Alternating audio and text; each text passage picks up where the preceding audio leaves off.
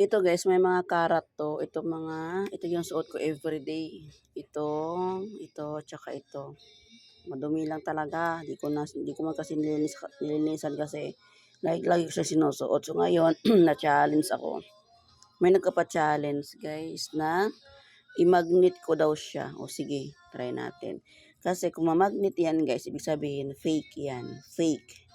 Kung hindi siya mamagnet, ibig sabihin, kasi ito may mga karat to, 14K to, ito 10K.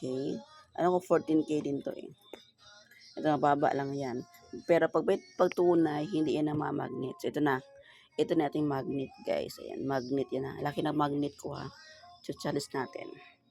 Pag ganyan natin, para kita niyo kung may mamagnet ba talaga. So ito na, moment of truth. Patis, sorry, ay, nag-blurred man.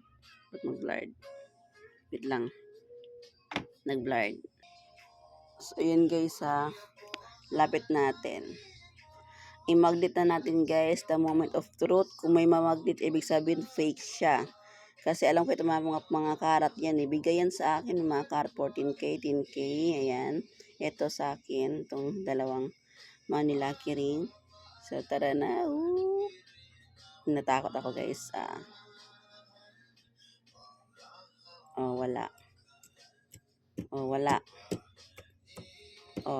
So nagpapa-challenge dyan, sino ka ba? Ayan ha.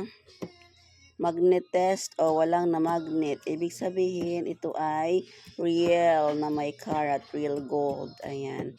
Mababa nga lang yan guys na kalidad kasi sobrang gaan lang naman niya. Ayan. Nasa 0 point something lang yan. Ayan. Pero still gold pa rin yan. Okay. Sa mga ganito guys, mga baba, pwede mo siya isang sa pawn shop na natanggap ng mga ganitong mababa lang yung kanyang kalidad. So yan lang po guys, legit na gold. Okay?